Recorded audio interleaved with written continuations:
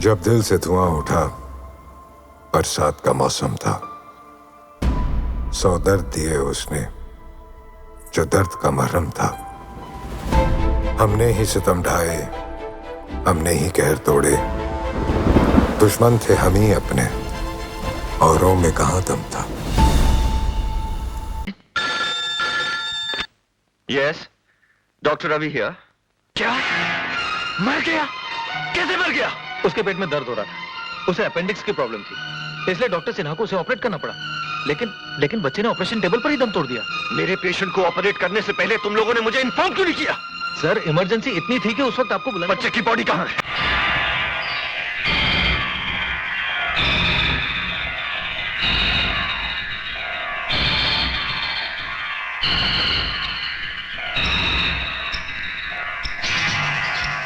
Heart is missing. Oh my God. ताज्जुब हो रहा है ना? इस बच्चे के सीने से दिल कहां गायब हो गया? एक गरीब मजदूर के बच्चे का दिल अब एक करोड़पति बाप के इकलौते बेटे के सीने में धड़क रहा है। और जानते हो हमें इस कारनामे की क्या कीमत मिली है? 3 लाख रुपए। ये दौलत तुम्हारा भी मुकद्दर बन सकती है डॉक्टर, अगर तुम हमसे हाथ मिला लो। घबराओ नहीं डॉक्टर, किसी को हम पर शक नहीं होगा, क्योंकि हम ये हथकंडे उन्हीं पर आजमाते हैं जिन्हें मरने के बाद कफन के पैसे भी हम ही को देने पड़ते हैं। You bastard! Kidney, liver, brain, lungs, heart वगैरह, ये सब इंसान। छोड़ दो! मैं कहता हूं छोड़ दो मुझे। गौर से देखिए राय साहब, ये वो कमीना सफेद पोश कसाई है जो पेशे की आड़ में लाशों का कारोबार कर रहा है। आपके अस्पताल को इसने मौत का अड्डा बना रखा है। ये कमीना इस अस्पताल में क्या क्या कर रहा है ये नहीं डॉक्टर जानते। रवि, जो कुछ तुम डॉक्टर सिन्हा के बारे में कहना चाहते वो मैं बहुत पहले से जानता हूं, और मैं ये भी जानता हूं कि ये सिर्फ एक मोहरा है। इस सिस्टम का रिमोट कंट्रोल किसी और के हाथ में है। अगर आप सब जानते हैं तो खामोश क्यों है? कौन है वो? दिल कमजोर तो नहीं है ना तुम्हारा? कहीं ये सुनकर हार्ट फेल ना हो जाए कि वो रिमोट कंट्रोल मेरे हाथ में। इस अस्पताल में काम करने वाले सारे डॉक्टर मेरे इशारों पर चलते हैं। यहाँ आने वाले हर मरीज की जिंदगी और मौत का फैसला मैं करता हूँ। इस छोटी सी कायनात का खुदा हूं मैं, खुदा। तो वो दान पुण्य, वो गरीबों से हमदर्दी, वो सब दिखावा है, नाटक है। और नहीं तो क्या? तुम क्या समझते हो मैंने ये अस्पताल भिखारियों और लावारिसों के लिए खोल रखे हैं? जिस तरह कसाई के लिए एक पका उसकी रोटी रोजी कमाने का साधन है, इसी तरह इंसानी जिस्म मेरे लिए दौलत कमाने का साधन है।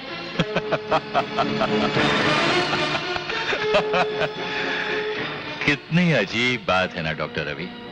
जिस मुल्क में जिंदा इंसानों की कोई कीमत नहीं, मैं उन्हें लाशों में बदलकर कीमती बना देता हूं। खैर, अब तुम हमारा राज जान ही गए हो तो हाथ मिलाने की कीमत बताओ। सिर्फ एक कफन जो मैं तेरी लाश पर डालूंगा। Relax doctor Ravi, relax. कीमत बताओ, कीमत। तू अपने आप को नीलाम भी कर दे तो मेरे जमीर की कीमत नहीं लगा सकेगा। मैं भी पुलिस को फोन करूंगा। पुलिस की क्या जरूरत है? उसका इंतजाम तो हमने पहले से कर रखा है। डॉक्टर जगदीश। आइए इंस्पेक्टर साहब। Inspector, arrest him. इंस्पेक्टर साहब, गुनहगार मैं नहीं हूँ, ये कमीने हैं जो बेकसूर मरीजों की जिंदगियों से खेल रहे हैं। अपने अस्पताल को कत्लखाना बना रखा है इन लोगों ने। गिरफ्तारी नहीं कीजिए इन्हें। Oh, you shut up and come with me. ये सब तुम्हारी मिली भगत है। मैं तुम्हारे गोरख धंधे का पर्दाफाश करके रहूंगा। मैं अदालत में चीख चीख कर कहूंगा कि मुजरिम तुम हो, तुम हो, तुम हो। Order order order. Doctor Sinha, आप अपना बयान जारी रखिए।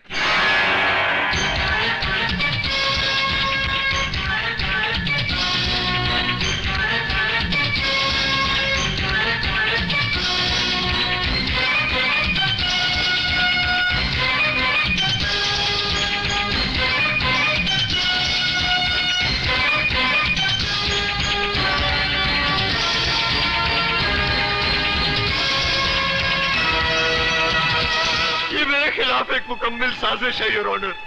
ये सारे सबूत, ये सारे गवाह राय बहादुर के खरीदे हुए मोहरे हैं। मैं सच कहता हूँ जज साहब, मैं निर्दोष हूँ। मैंने कोई पाप, मैंने कोई गुनाह नहीं किया जज साहब, मैंने कोई पाप, मैंने कोई गुनाह नहीं किया जज साहब। तमाम गवाहों और सबूतों की रोशनी में ये अदालत इस नतीजे पर पहुंची है कि डॉक्टर रवि ने रुपयों की खातिर एक मासूम बच्चे की जान ली और अपने पेशे को बदनाम किया। लिहाजा ये अदालत डॉक्टर रवि को डॉक्टरी के पेशे से खारिज करते हुए उम्र कैद बामुशक्कत की सजा सुनाती है।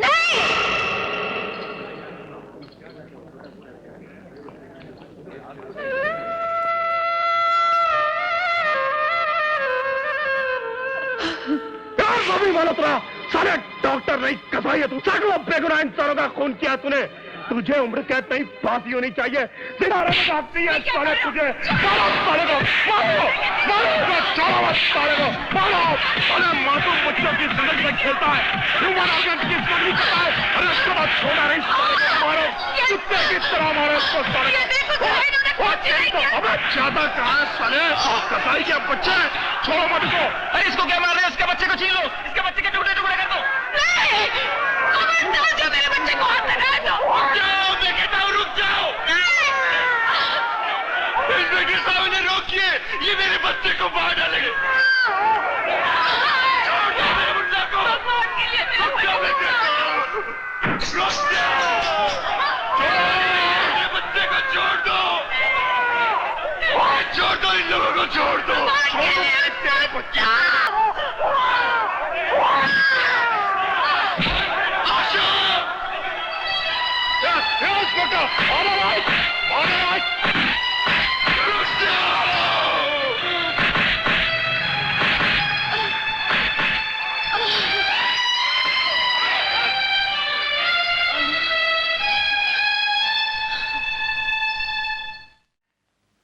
आशा,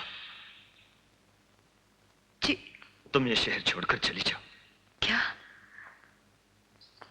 हम एक दूसरे से अलग तो हो ही चुके हैं, और अब आप ये शहर छोड़कर जाने को कह रहे हैं? मैं आपको छोड़कर कहीं नहीं जाऊंगी। तो क्या चाहती हो तुम? अगली बार जब तुम मुझसे मिलने आओ, इस बच्चे की लाश तुम्हारे हाथों में हो। एक बाप होकर ऐसी अशुभ बातें कर रहे हैं। तो क्या करूं? लोगों की आंखों में जो नफरत और गुस्सा मैंने देखा है, वो तुम्हें और इस मासूम को जिंदा नहीं रहने देगा। किस किस के पत्थर से हिफाजत करोगी इसकी? चली जाओ आशा, चली जाओ। किसी अजनबी जगह जाकर परवरिश करो इसकी, जहां तुम्हारे बेटे के नाम के साथ डॉक्टर रवि मल्होत्रा का नाम शामिल ना हो, ताकि ये किसी मुजरिम या कातिल का बेटा ना कहलाए। मैं बताऊंगी इसे कि सच्चाई क्या है। नहीं यकीन करेगा वो। अरे बचपन कोरे कागज की तरह होता है, और दुनिया वाले मेरे गुनाहों की उस पर इतनी स्याही बिखेर देंगे कि तुम्हारे लिखने के लिए कोई जगह नहीं रहेगी। इसलिए कहता हूं आशा, मान जाओ, मान जाओ। इस बच्चे के भविष्य की खातिर तुम्हें दुनिया वालों के सामने विधवा बनकर जीना होगा। एक माँ का फर्ज निभाने के लिए आप एक पत्नी से उसका अधिकार क्यों छीनना चाहते हैं? ताकि तुम्हारी मांग का सिंदूर उन सवालों को जन्म ही न दे सके जिनका जवाब तुम्हारे पास न हो। समझ लो, तुम्हारे सुहाग को उम्र कैद नहीं, फांसी हो चुकी है। विधवा हो चुकी हो तुम। पहुंच दो अपनी मांग का सिंदूर, तोड़ दो ये फांस की निशानियां, तोड़ दो जो तुम्हें कभी मेरे जिंदा रहने का एहसास भी न दिला सके। आज के बाद तुम कभी मुझे मिलने नहीं आओगी, और न ही इसे कभी बताओगी कि मैं जिंदा हूं। आशा, आशा, मैं तुम्हारे हाथ जोड़ता हूं। वचन दो कि तुम इस राज को राजी रखोगी। तुम्हें इस बच्चे के भविष्य की कसम, तुम विधवा बनकर रहोगी। आशा, मैं तुम्हारे हाथ जोड़ता हूं। सुहागन होते हुए भी मैंने विधवा का ये कफन ओढ़ लिया, पोंछ दिया अपनी मांग से सिंदूर, ताकि अपने आंचल से अपने बेटे का लहू न पोंछना पड़े।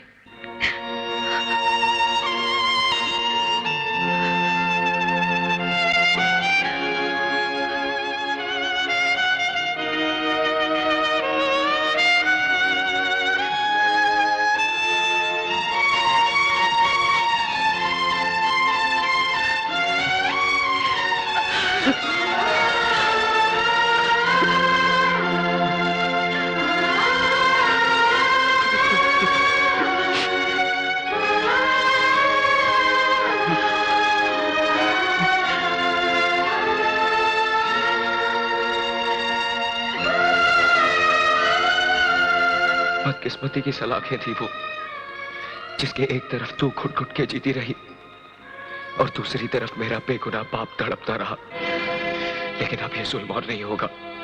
अपने बाप को बेगुनाह साबित करके उन हरामजादों को उनके अंजाम तक पहुंचाऊंगा मैं। नहीं बेटे, तू उनकी ताकत को नहीं जानता।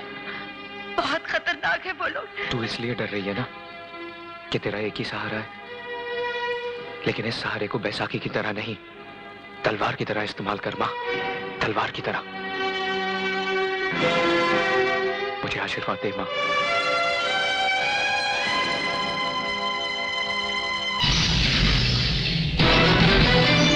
मेरे लहू को बना दिया है तेरी दुआ ने अब तो आग, अपना दूध ना बख्शना तू, जो ना लाया तेरा सुहाग।